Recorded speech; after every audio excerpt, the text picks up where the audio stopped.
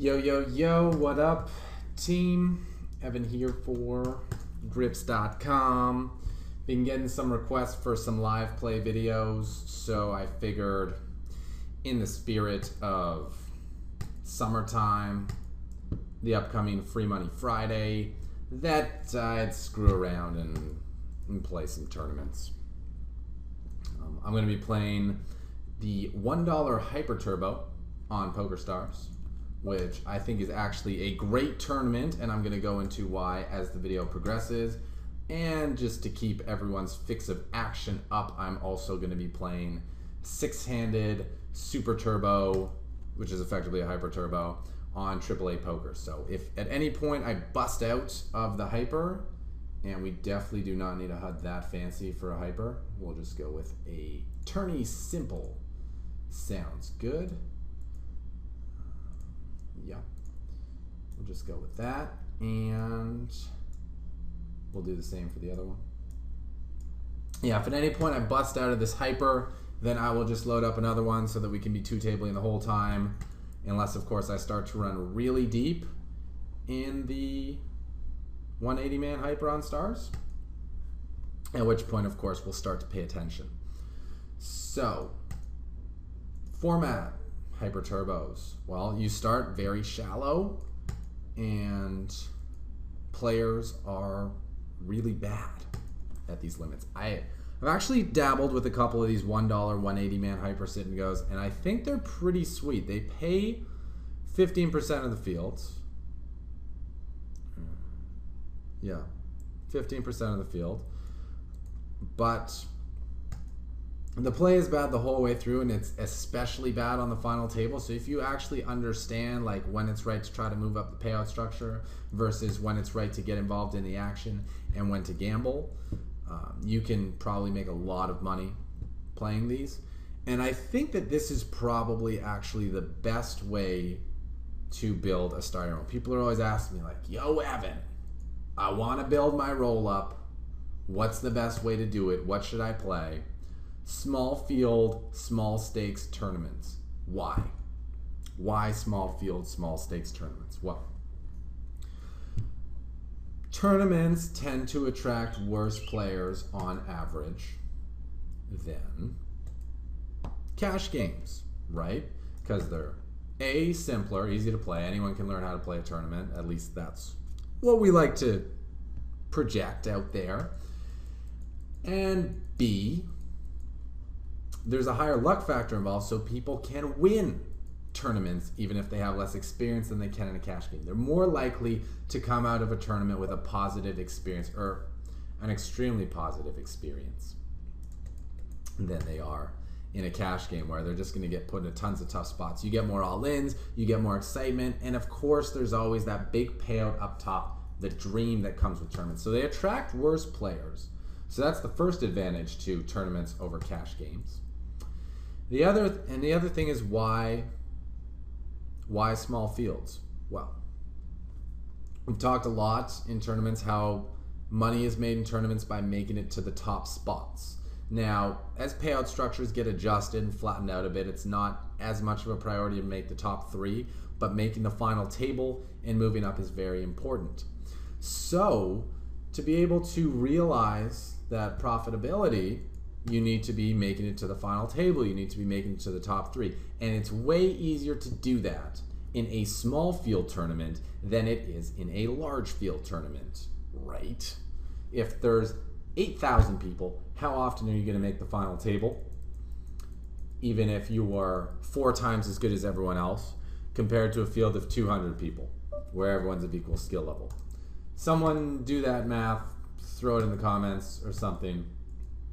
And yeah, you'll see that your odds are just way better in the small field. So you have worse players, plus you have the ability to actually reach the point in the tournament where you get that return on investment.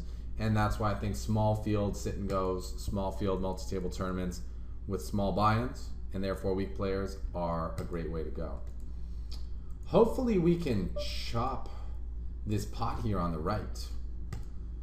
I don't think Pisco's going to fold ace high if he's got that, so there's no real point in betting. We could fold him off like a counterfeit hand. but whatever. I built my role-playing sit and goes initially, and I think they are great. So Pisco's limping quite a few hands. So is this guy behind. I see 140 out there, and I only have 500 in my stack, so 25% chip up. And against 40%, 60% of hands, Ace 8 is in fine shape. So hopefully I can just take this down, and we are going to run the cards in the hyper as well. You got 5 bigs. I think King Queen's doing fine against a 5 big blind cutoff shoving range. Oh, he's got King 3. Oh, but we got overcalled by the Ace 8. Damn! But hey, we'll take it. You got to run good. What do we think of the guy's overcall there with the Ace 8? I think in tournaments, but especially in these small stakes ones, people shove the wrong hands. Some people shove too many. Some people shove too few. People call with the wrong hands. Most people are going to be calling, I think in the smallest stakes, people are going to be calling way wider than they should. And the adjustment is easy. You just shove fewer hands then. And I think as you get higher up, people will probably be calling with too many hands. Or no, too few hands. So the adjustment there is pretty easy. You shove more hands. And these things aren't necessarily that hard to work out if you're willing to put in some time, if you're willing to put in some effort to figure them out. And you can solve them within a reasonable margin of error to the point that you can be pretty confident in your ranges there, and the fact that you will make money because you are doing a better job of knowing which hands to go all in with, knowing which hands to call all in with, basically knowing which hands to gamble with as opposed to which ones not to. It's like knowing your ranges for shoving and calling is kind of like having a good count on a blackjack table. When you know that the table has a hot count, it's a good table to sit down and play. You know which hands that you can, you know against who you can play a lot more hands for all-ins versus who you can't. So that's like when someone shoves too many hands, it's like the table has a really good count. Sit down and play, get involved, big bets, play as much as possible. When someone shoves too few hands, it's like the table's really nitty, don't want to play too much. Anyway, I got a hand. I got Jack 9. Y'all saw me just fold an ace under the gun the last hand. Crazy, silly, right? Whatever, I'm cool with it. We flopped everyone dead, but no one is very likely to have anything, so betting would just get them to fold all their bluffs. I'm going to check and give them the opportunity to have something to bluff with, and I'm actually going to just check again and probably min bet on the river. It's very unlikely that any of them have anything, but they can't call a bet with nothing, so I gotta at least give them a chance to make something or bet with their nothings because they think no one else has anything. Now, Zibble could have a 3 here. Oh my god. Yes! We are at least gonna chop up Zibble's money because no one's got quad 3s, right? How sick is it if Pisco has 3s and me and Zibble both just have a jack and look like clowns and we lose? No, we're chopping with Pisco and scooping Zibble. Or he's just, he just clicks the third one in with ace high. Oh my god. Need I say more? Super turbos? What's the rake? Because the rake is significant. $1 and they pay out $3, $5.40, so they're taking 10%. I think that's fine with how bad these guys are playing. I think that it's a rake that can be beat. And that's, if you're really gonna grind something, you want to make sure that your win rate is higher than what the rake is gonna be, at least. Otherwise, there's no point in playing. But at these small stakes ones, the players are bad enough that you'll be fine. So we have a bubble. 2 spots paid, so we can shove wide because we have the chips, and we can shove widest on a meal or Ami, because he has the most to lose by going out next. Now that didn't work out, and we got called. Well, now everyone's even stacked, and situations change. But whatever.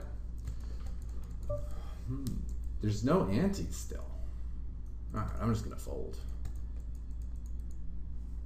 It's weird. The hyper turbos on stars have antes right away. The ones on 888 don't. And that matters. You know, if you're a looser action player, you want to play in tournaments that have antes from the earliest stage possible. If you're more on the tight side, you prefer to have fewer decisions, fewer betting decisions, fewer betting points, inflection points, drain hands, or whatever. You prefer to play tournaments where the antes don't come in till way later. Anyway, let's shove this AC blind versus blind. And I'll just talk right now. There will also be some cash game live plays. Oh man, really? You're gonna do me like that? 888, not cool. Well, retch for a next one. That's the great thing about the small stakes sit and goes. There's always another one ready to go. Yes, I do want to retch, but I already retched. Sorry about that, y'all. The risks of live recording is that you can get phone calls mid-video and shit. And that's just gonna happen, but like, y'all don't want to hear my conversation, so I'll let that one go. But either way, yeah, the great thing about playing the small stakes sit and goes is that there's always another one popping off. Like, since I regged this hyper, I think another one has run, another one's already got halfway to filled, so you can get a lot of games going, and this isn't even during the peak hours. Now, I hear people complain that, well, dude, I hate playing the small stakes stuff because, like, you just get sucked out on so much, people call you with nothing. Well, you're gonna lose a lot of the time, but you're playing because you can win, you know, those 50 buy-ins, and that's gonna make up for all the times you lose. I was actually talking to my roommate about this today, how we have to get over the frequency. Okay? Challenge is the pain of losing is associated to us very much with how often it happens. It's just anytime we lose, we're like, damn, we lost, that sucks, that hurts. It's hard for us to like quantify and compare the feeling of when we win 50 buy-ins to losing 50, like, oh, it's okay that I lost 50 times because this one time I won, I got 50 buy-ins. That one win is gonna feel amazing, but that one instance of winning and feeling good is not going to feel as good, or like the inverse of the pain of losing the 50 times. Even though the loss was like small each time, it still sucks to feel that loss. And ooh, you drawing dead, man. It probably feels like 10 or 20 times as good to win, but it doesn't feel the 50 times as good. It doesn't balance out, and we really need to learn to like trick our brain to being like, okay, it's okay for me to have this loss because when I win this much. Same with like when you're making pot odds calls where you only have to be right 20% of the time, 25% of the time, 10% of the time. You're not calling because you think you're going to win the pot every time you call. In fact, when you click call, you're like, I'm probably going to lose here most of the time, but occasionally I'm going to win. And the hard part is that time we win does not feel as good as 4 times what losing feels like. Hopefully that ramble makes sense. It's hard to do this stuff on the fly, but we see a massive raise from Baltus. I don't know if he clicked the pop button or he just typed in 500 and made it huge. But the guy running 8380, playing a $1 hype is not going to know much about bet sizing. And you may think you don't have a lot of room to play in these hypers, but you actually get a decent amount. And the good thing is, they also go really fast. Like if you're going to lose a flip or you're going to take a beat, it's going to take 2 minutes. And you can just get a next one, or you can go on to the next thing you do. You don't have to commit like 3 hours to get, as we say, a kick in the teeth. I see a 20% chip up, and I see a pair in my hand in case I do get called, but I'm making this play because I want to win what's in the middle. And wow, It just makes no sense why anyone would do that. Puts me on exactly 2s or 3s. Man, fuck this guy. That ain't right, dude. You can't play like that. Yeah, I'll reg for the next one. Gotta get it ready.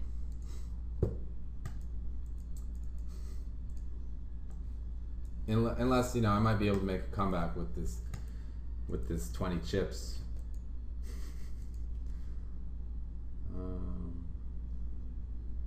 Yeah, King 7, I think is an above average enough hand to get back in the mix. Yeah. So I think I've talked about this before, but I want to bring back the funness to the channel. We're doing a lot of theory, we're doing a lot of training, we're doing a lot of improving, but I also want to keep the light humor, playful stuff out there for you guys, because I know that's what like half of you guys come to my YouTube channel for, is to just have a good time, blow off some steam. So I'll be happy to try my best to continue to give you videos like that as well. You want to have a good balance, right? The most fun, I gotta say, the most fun by far is when we stream. If you haven't come out to a Free Money Friday session yet, I really encourage you to. www.twitch.tv/gripst is where we run it. Ooh, Ami, are you a grinder? Or did you just win your last match so you're trying to parlay into a bigger win? Yeah, every Friday we have games on PokerStars, we have games on 888, and it's me live playing. You can see me play. You can see my cards sometimes, but you can also like talk to me, and it's really fun to hang out, and I like to get to know the people. Oh, we got someone who knows me. Where's the throw option? They took it off. Yes, it is. And you're on YouTube now too.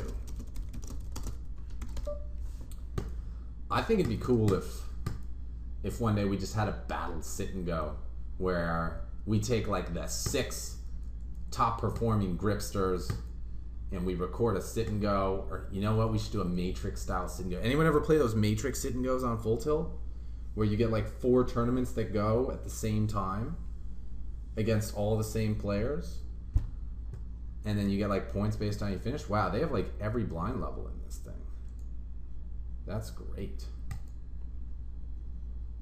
See, even though the blinds go fast and you start with not a lot of chips, they give you a lot. Like, what the fuck is this 105, 210 blind level? It's not even a real blind level.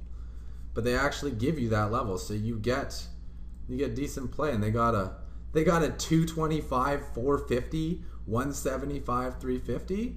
This is great. You actually get some real play for your dollar. And that's what it's all about, getting some value on the dollar, right? All right, we got top pair and the gutter. I'm gonna lead out.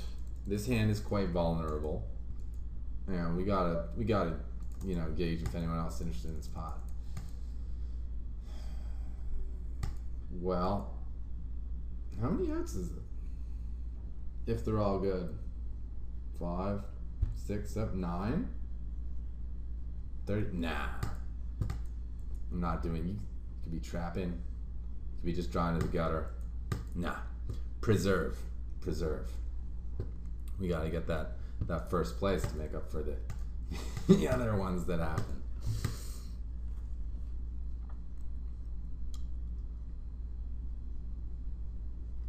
Look at this beautiful button they've added. Play casino. Ooh, it's all shiny. Makes me want to click it. Nah, don't do it. All right. So already down to 41 players, 27 places paid. I probably should have been paying attention to this the whole time. If you're playing tournaments, the chat, it's distraction.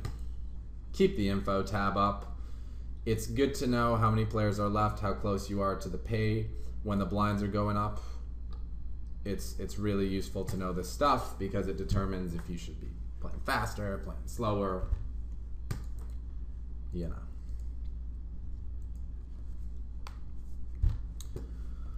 About some Zoom videos. You guys want to see some Zoom videos, right? Yeah. Should probably play some Zoombers.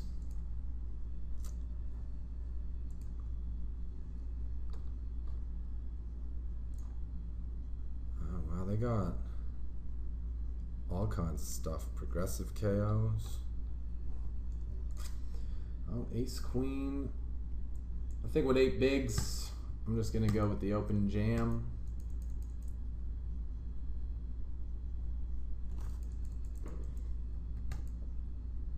I'm gonna really start paying attention to this hyper though.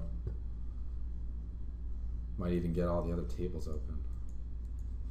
Hardcore. Hardcore guarding. Okay, you got it.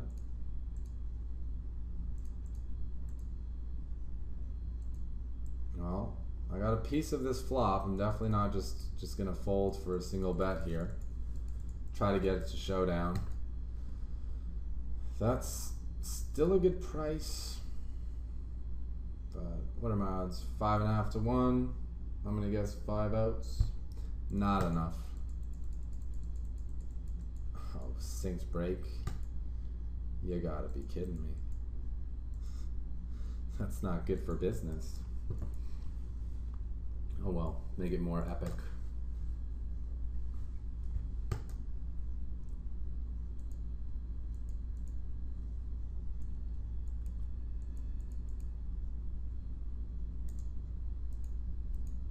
All right, sick. Oh, I also wanted to announce that there will be a free roll today on 888.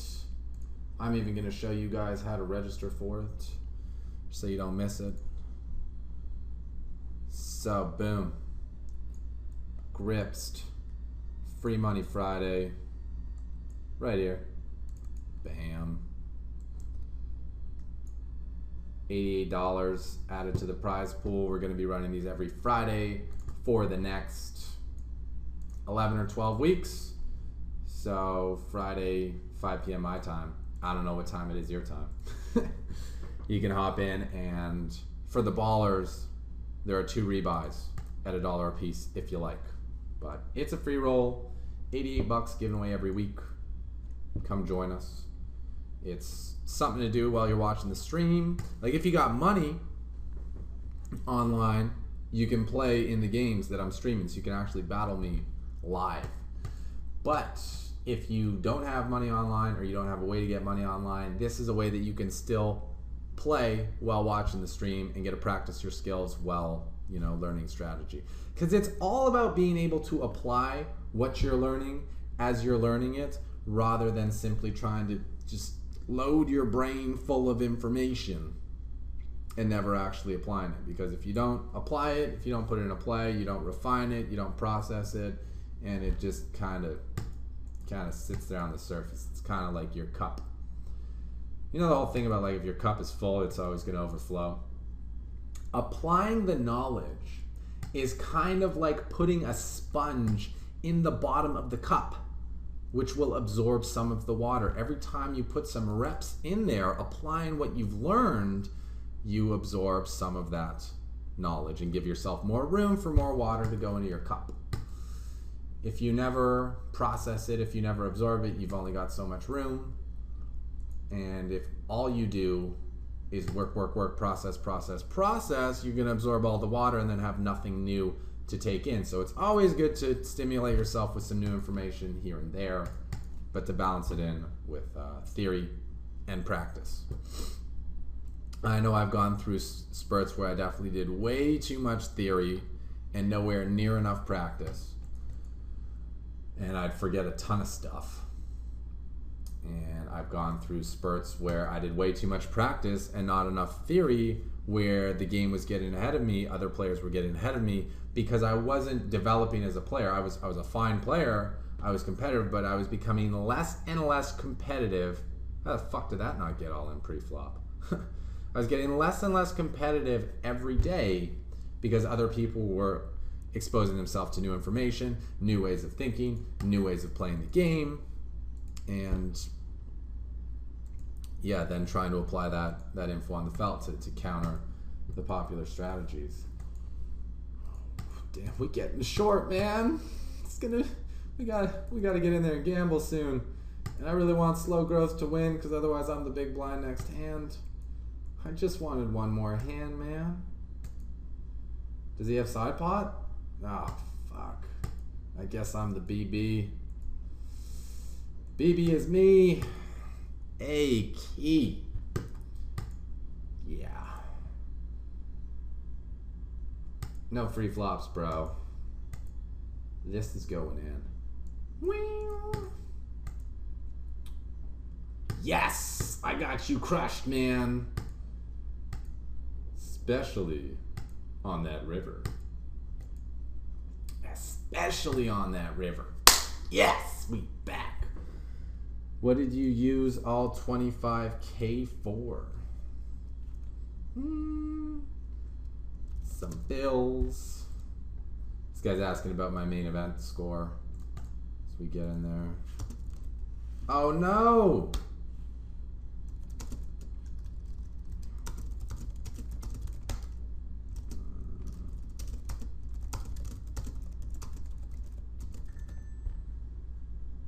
Yes.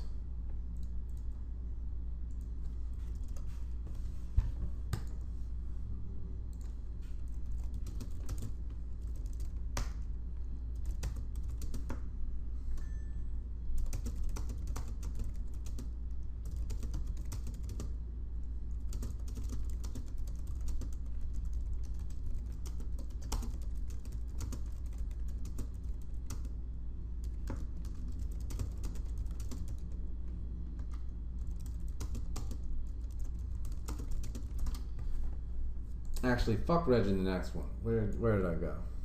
No, get out of here. We are going to bigger screen this stars thing. Try to make it happen. Yeah.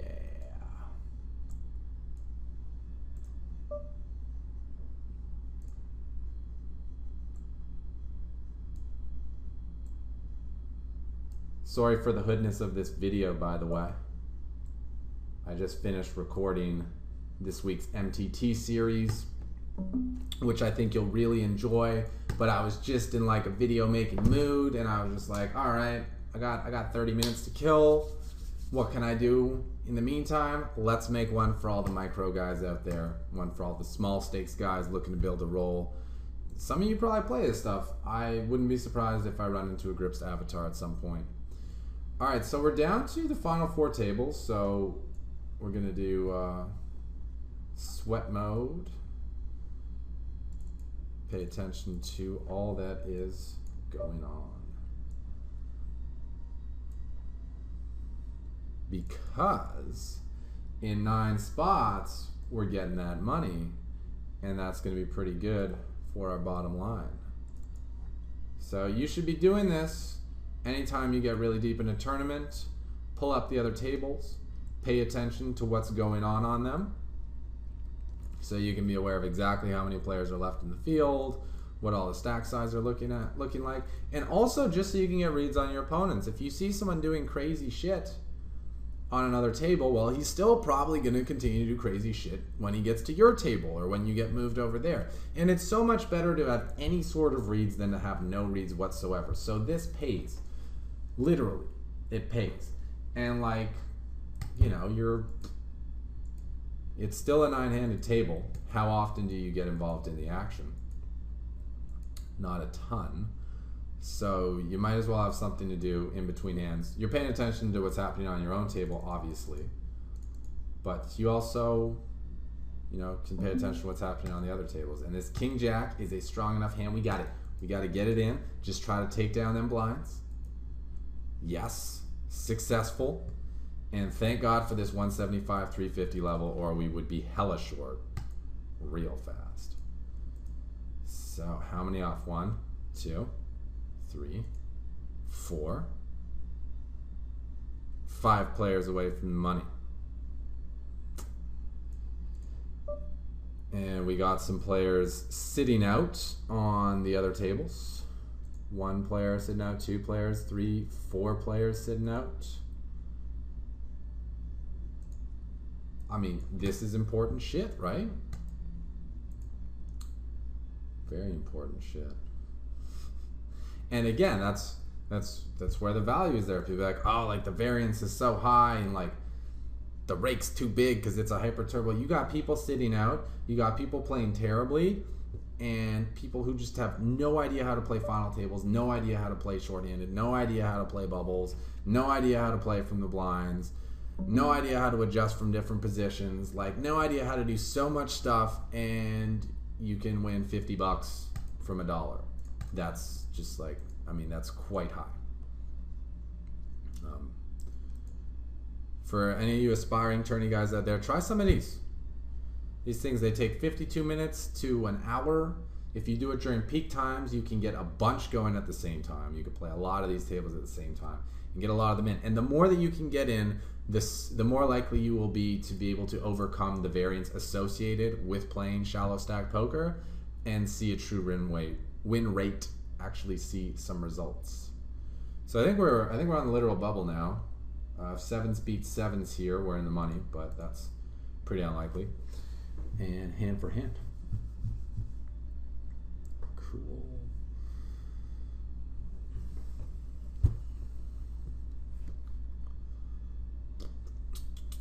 Can't wait for all the comments from the people who don't actually watch the video and just like, oh man, Griff's is playing a $1 tournament, must be busto.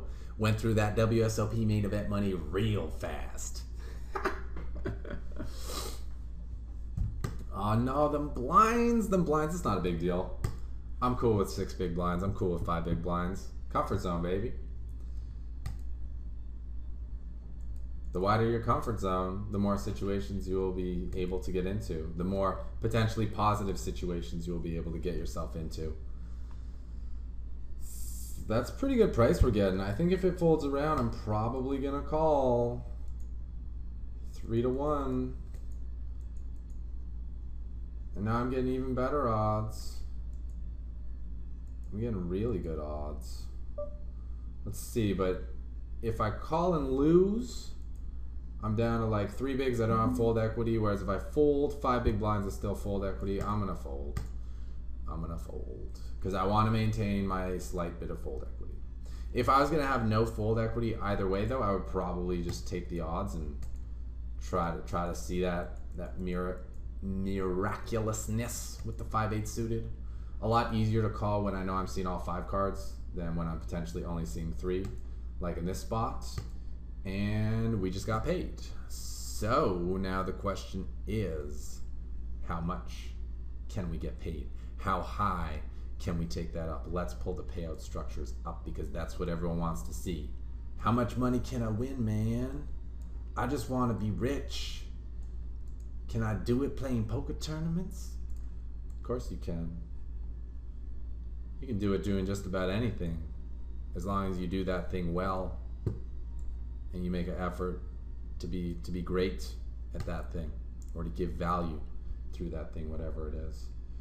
And you're not going to put us in the big one. Nice. So, do we have fold equity? Probably not. So I would probably fold this. Fold it too.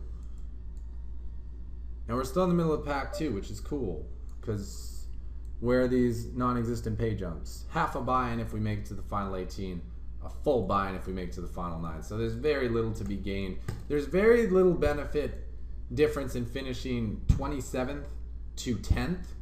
So now that we're in the money, we might as well do whatever we can to try to get to at least 9th. We have everything to gain and nothing to lose, which is why we're going to be much more risk inclined, why we're going to be much more willing to gamble at this point. I'm not saying it's going to work out. It's far from a for sure thing. But the best chance to give ourselves to have it work out in any way whatsoever is to take them chances. So if we shove, there'll be less than 3K in the middle, and it'll be 1.4 to call. He will be getting 2-1. We are going to get snapped off. So, given that I have no fold equity, I might as well try to make sure that I have the best hand when I get my monies in the middle. And let's see, other table we have 1 elimination and Nothing else doing. Cool.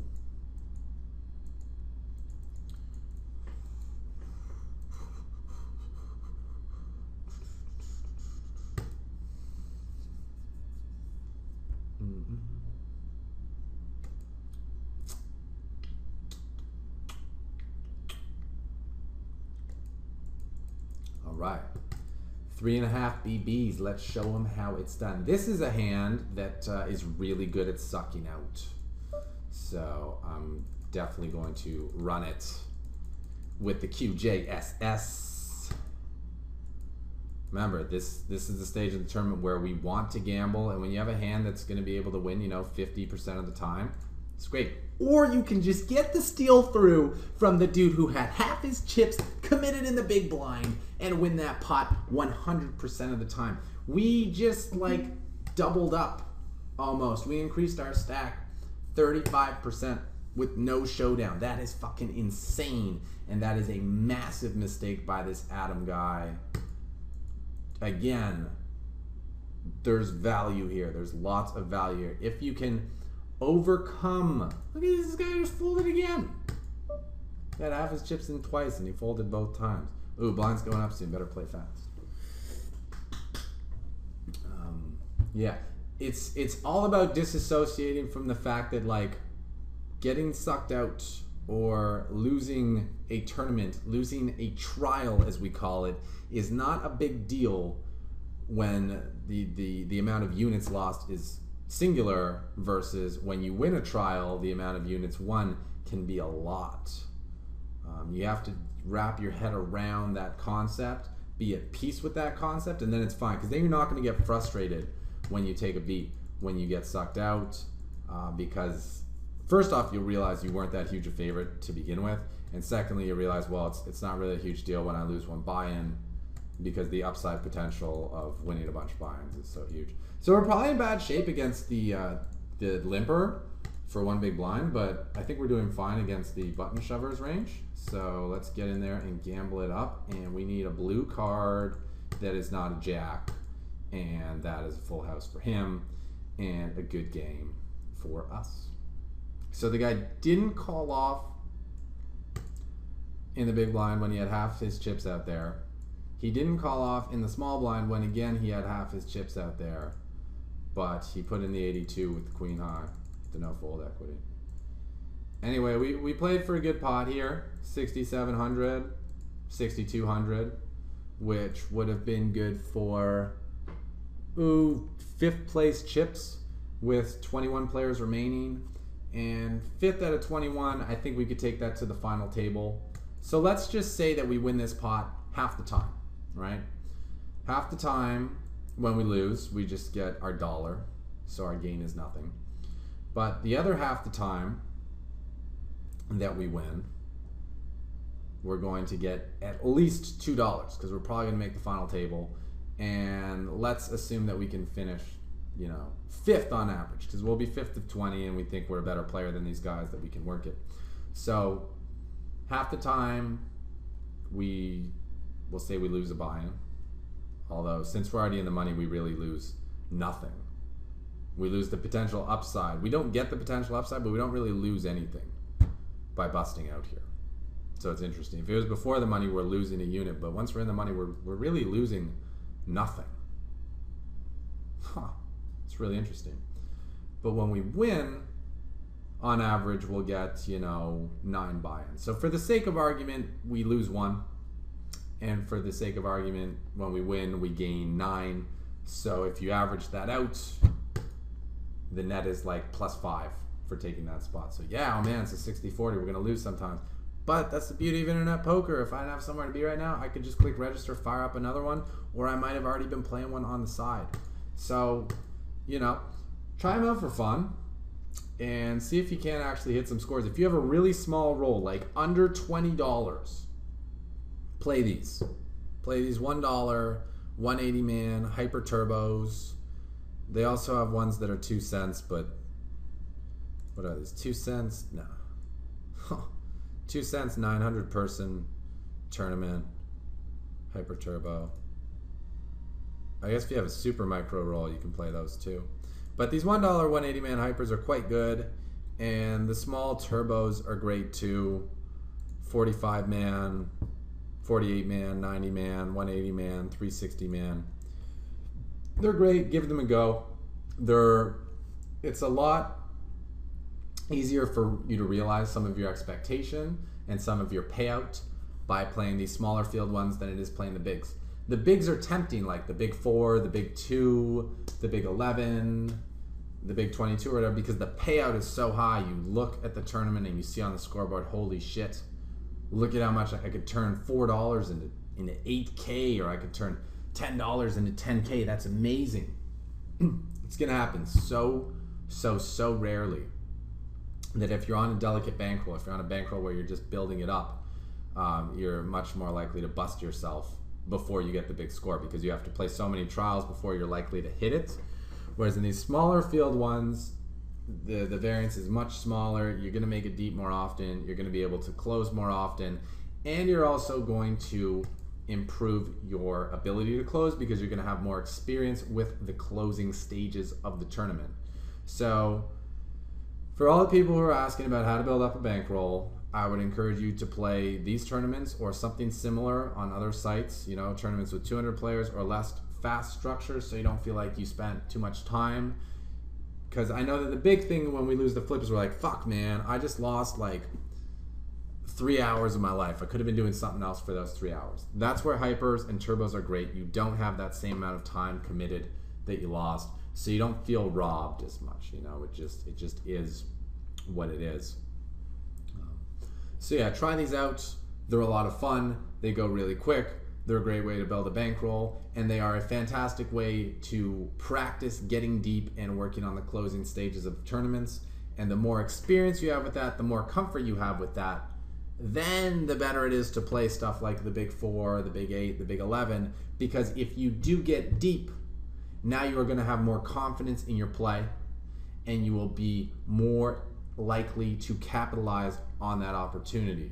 You know, you're gonna have the better chance to own that moment and not let it get away, because Eminem said opportunity comes once in a lifetime. It's not that infrequently, but when your chance comes in those huge field tournaments, you don't want to blow it. And the only way to really overcome nervousness and worry is to have some experience being in the situation. So practice single table sit and goes, multi-table sit and goes, get deep, get to the payout stage of the tournament, play final tables, get comfortable with all that. So when you do get a big opportunity from running well, you make the most of it and have the biggest impact to your bankroll, the opportunity to change your poker situation and potentially change your life situation if the money is that significant. That's what it's all about, giving yourself the best chance to have a huge impact on your life and your situation and make all that hard work and studying pay off. Anyway, that's going to do it for me. I had a lot of fun shooting this live video. I'm going to try to do them more often. As you guys can see, I'm totally cool with showing you guys footage of me losing, as long as I get to share some wisdom with you and feel that you will gain benefit from having watched this video. It's going to go online. I apologize that the production quality isn't the top-notch stuff that you're used to, but I hope you won't mind. I hope that the lessons can be applied to your game and help you make more money over the next few sessions, few months, whatever. We're just gonna see who made the final table for fun, see them spotlights, and see you later. This has been Evan4Grips.com saying peace the fuck out. Take what you've learned, go out there and get stacking, and don't forget to show up on Friday at twitch.tv/Gripst, 1 p.m. Eastern Time, 6 o'clock Grand Munich time. We'll be streaming, we'll be firing, we'll be having fun, we'll be telling jokes, and we'll be giving away money in them free rolls. So come on out, have some fun. I hope to see you there. Yeah. Peace.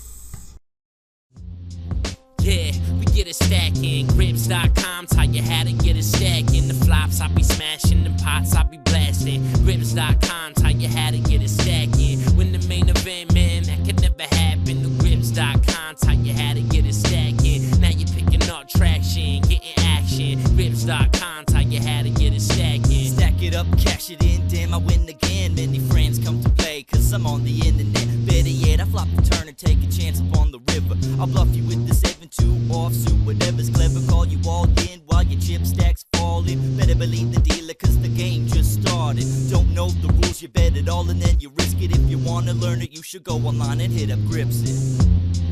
Yeah, we get it stacking. Grips.com, tell you how to get it stacking. The flops I be smashing, the pots I be blasting. Grips.com, tell you how to get it stacking. When the main event, man, that could never happen. The Grips.com, tell you how to get it stacking. Now you're picking up traction, getting action. Grips.com, tell you how to get it stacking. Ever since a young cat, want a pocket stack with cash in the fast stack, crammed in the clam clip. Gotta get the action, gotta get it stacking. Dollars on the noggin, want a lot of transactions. Started as a little retarded, now with the knowledge, playing cards, flopping, bombarded cause it was harder than I thought. Then I got on Grips.com, asking and got what I needed to be to me get it stacking.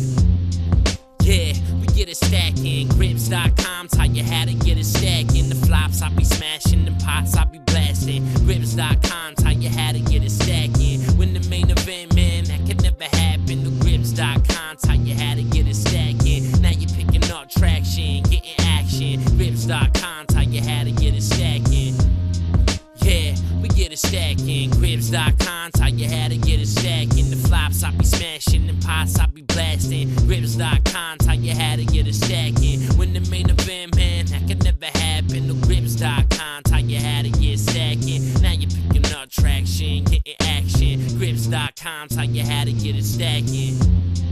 Yeah, we get it stacking. Grips.com, tell you how to get it stacking. The flops I be smashing, the pots I be blasting. Grips.com, tell you how to get it stacking.